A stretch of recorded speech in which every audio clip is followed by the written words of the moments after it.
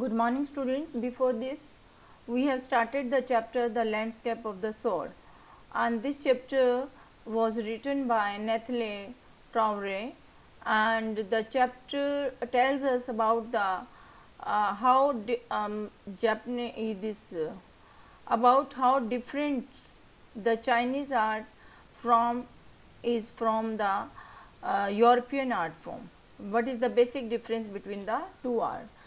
And by different stories, the writer has tried to explain the things. And in this chapter, previously we have done कि the writer contrasts two forms of art, Chinese and European art, by using two different stories. And in China during the 18th century, Tang Emperor Zhuangzong commissioned a painter Wu Daozi to decorate the wall in the palace. And upon seeing the wall painting, the emperor started noticing the outer appearance of painting. Emperor जो है उसकी appreciation शुरू कर देता है painting के, but the painter drew his attention to a cave at the foot of the mountain. The painter told the emperor that he would take him inside the cave. The painter entered the cave and the entrance closed behind him. और जैसे ही वो painter enter करते हैं वो entrance उसके पीछे मतलब सारी बंद हो जाती है. As soon as the painter clapped his hand, the painting on the wall was gone and was the painter. Painting और पेंटर सब वहाँ से गायब हो जाते हैं.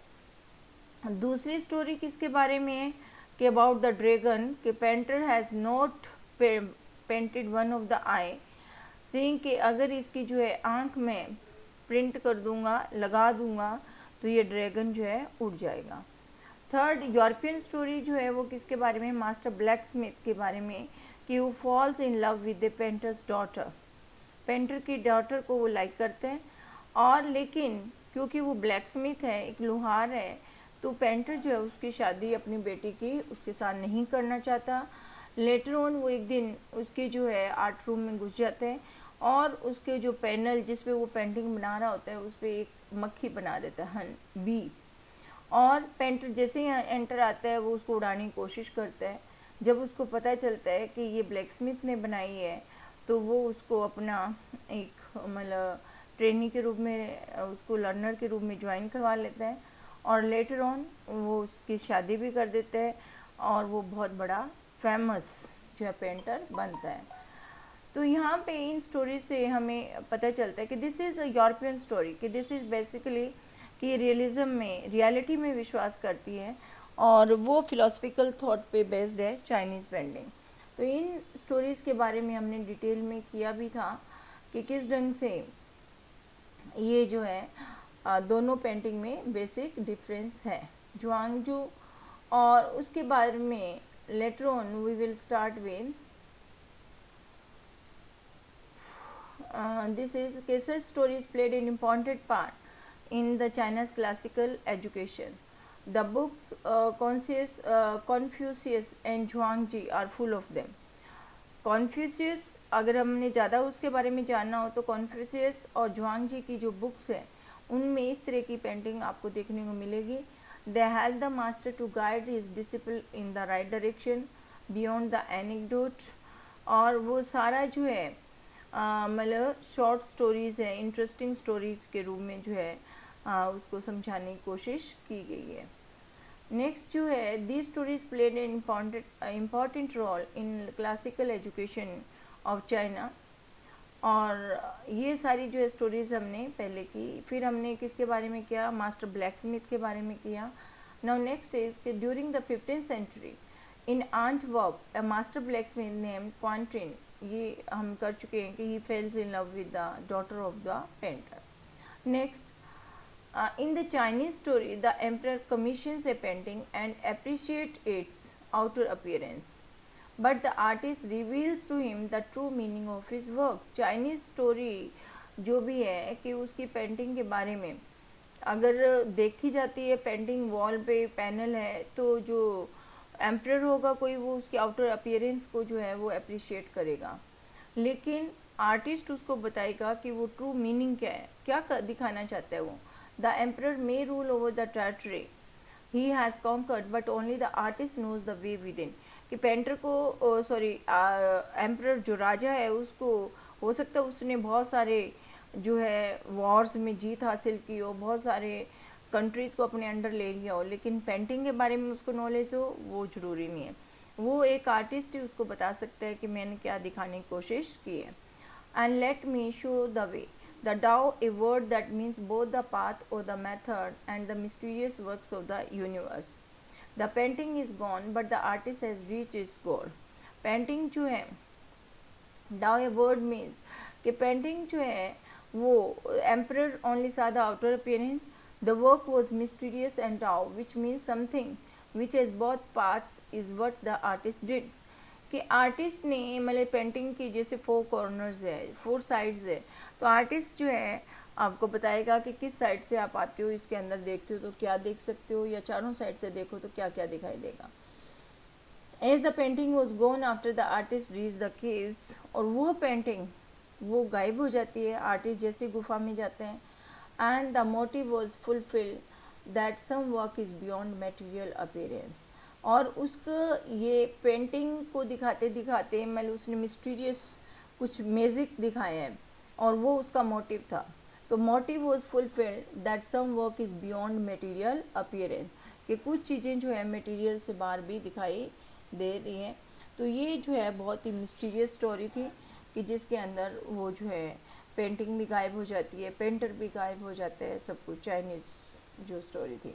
A classical Chinese landscape is not meant to reproduce an actual view, as would a Western figurative painting. कि Chinese painting जो है वो जो है classical Chinese landscape is not mean to reproduce an actual view, कि कोई भी scene दिखा रहा है, नेचुरल व्यू दिखा रहा है तो वो रियल दिखाए ये ज़रूरी नहीं है, जो कि वेस्टर्न ऐसा दिखाते हैं. Whereas the European painter wants you to borrow the eyes and look at a particular landscape exactly as he saw it from a specific angle.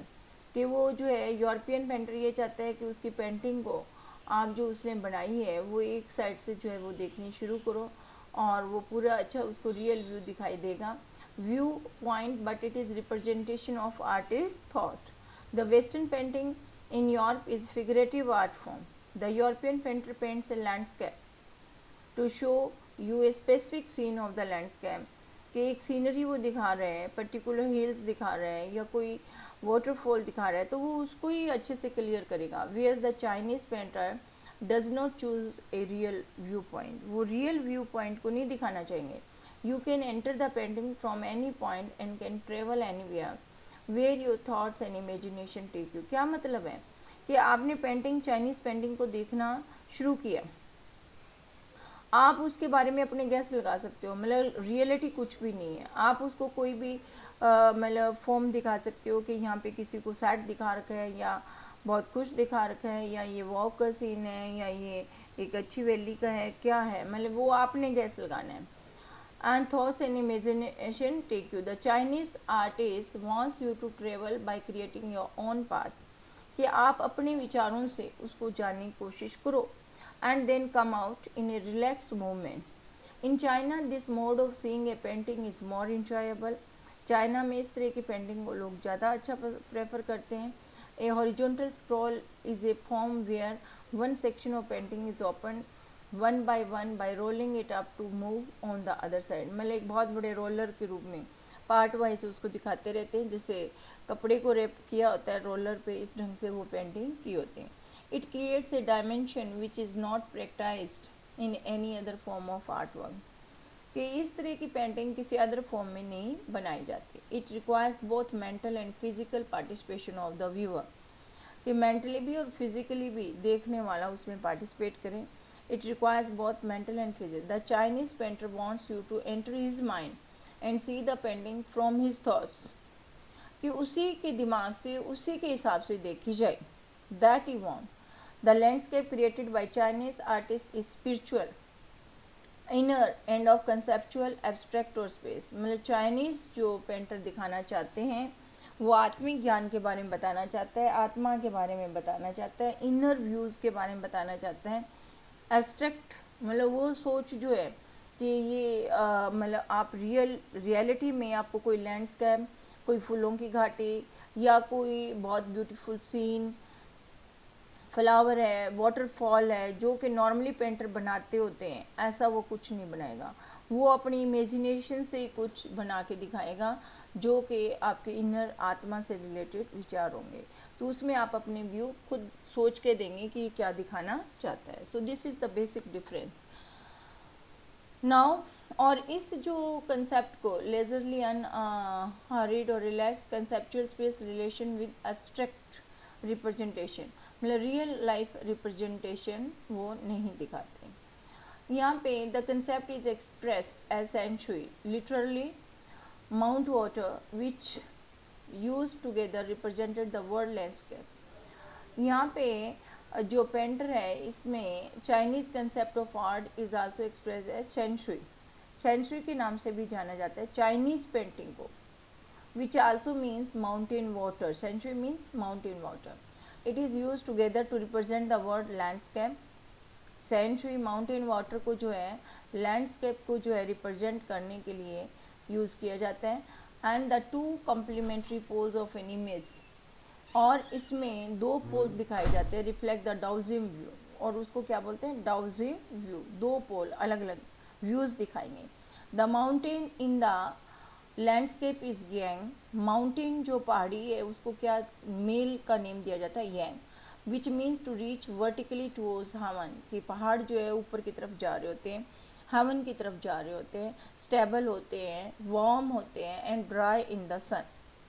Wears the water is the yin, जो पानी horizontal है, flow कर रहा है, वो किसको represent कर रहा है, यीन को, फीमेल को, which is receptive and feminine aspect of universal energy, मतलब वो फेमिन एनर्जी को रिप्रेजेंट कर रहा है, फ्लो कर रहा है और रिसेप्टिव है वो, और वो और जो पहाड़ है वो सीधे हैं, खड़े हैं और अडिंग है, वार्म है, ड्राई है, ठीक है। The young is active and masculine and the opposite of yin. There is third essential element which is a middle void, which is the place where they interact. एक बीच में gap है दोनों के, और वो जगह उसको जहाँ पे उनकी इंट्रैक्शन होती है वो कौन सी है, the middle void can be compare to pranayama, which means to breathe in, retain and breathe out. Mean to say कि जैसे प्राणायाम की पोजीशन होती है भस्त्रिका, उसमें हम क्या करते हैं कि सांस अंदर लेके जाओ नॉस्ट्रिल के थ्रू, गहरा लंबा सांस लेंगे, रोकेंगे और फिर जो है उसको वापस बाहर छोड़ेंगे। तो ये आप सांस अंदर लेके जा रहे हो, वॉइड जो गैप आपकी बॉडी में, दैट इज़ द स्पेस जिसमें इंट्रैक्शन हो रही है। फिजिकली आप चीज़ों को ब्रीदिंग के थ्रू अंदर लेके जा रहे हो, तो वो इंट्रैक्शन जो है आपकी बॉडी के अंदर जो गैप है उसमें हो रही है। Here the suspension of the breath is the void in this meditation process. ये खाली स्थान के अंदर है मेडिटेशन अगर हम करें तो। It is an essential part as nothing can happen without it. इसके बगैर और कुछ हो ही नहीं सकता, मतलब ये important part है। Hence the white unpainted space in Chinese landscape is equally important. Unpainted जो part होता है white वो बहुत ज़्यादा landscapes में important होता है। This is also when where man finds a fundamental role is that space between heaven and earth। और इसको जो है बीच का जो वाइट गैप है या पेंटिंग में जो वाइट पोर्शन होता है, इसको जो है in that space between heaven and अर्थ के बीच का जो है कि स्वर्ग कहाँ है, ऊपर है हमें नहीं पता, और नीचे क्या है, ज़मीन अर्थ, इसके बीच का जो स्पेस है ये क्या है कि space between heaven and earth. He becomes the conduit of communication between both poles of the universe, कि दोनों पोल्स के बीच में जो है वो मैसेज ट्रांसफ़र करता है। His presence is essential even if it is only suggested, far from being lost और oppressed by the lofty peaks, मतलब इसकी जो प्रेजेंस होती है ज़रूरी होती है, और फार फ्रॉम बीइंग लॉस्ट और oppressed by the Lofty peaks, चाहे जो है बीइंग लॉस्ट चाहे वो खो जाता है या उस पर अत्याचार होते हैं, बाय द लॉफ्टी पीक्स बहुत ऊंची ऊंची जो उसकी पीक्स है, चोटियाँ हैं। He is the Franks Ching's wonderful expression the I of the landscape, और उसको क्या बोलते हैं, आई ऑफ लैंडस्केप। यहाँ पे चैनल कंड्यूट मीन चैनल और tube, oppressed, burden, worried, lofty, tall और हाई। तो मिडल वॉइड जो है, जो बीच का जो स्पेस है, is where a man finds an important role. Man is the channel of communication in the space between heaven and earth. तो आदमी है जो हेवन और अर्थ के बीच का कम्युनिकेट करते हैं, and which are the two poles of the universe. Man's presence is essential. It is not being lost or suppressed due to high peaks. आदमी की जो है प्रेजेंस को जो है वो दिखाया गया, and but he is I of the landscape. इसके अलावा जो है ये रॉ आर्ट के बारे में भी दिया गया है कि टर्म आउटसाइडर आर्ट और रॉ आर्ट के बारे में आप क्या समझते हो। तो यहाँ पे रॉ आर्ट के बारे में जो है इसमें लास्ट में नहीं दिया हुआ, but in the question it is given कि outsider art is the made of untrained artist, for example children और mentally ill person. Art brut और raw art is a type of art made by people who are not professionals, जो कि professional नहीं होते लेकिन वो अपनी खुद की इनर या इच्छा से या हॉबी से उनको इंटरेस्ट होता है, इसलिए वो कुछ नया बना देते, but they create an art piece with their own depth and understanding and not from stereotypical form of classical और फैशनेबल आर्ट के बगैर बनाते हैं। So this is known as outsider art और raw art. Who was the untutored genius, जिसने ये paradise create किया।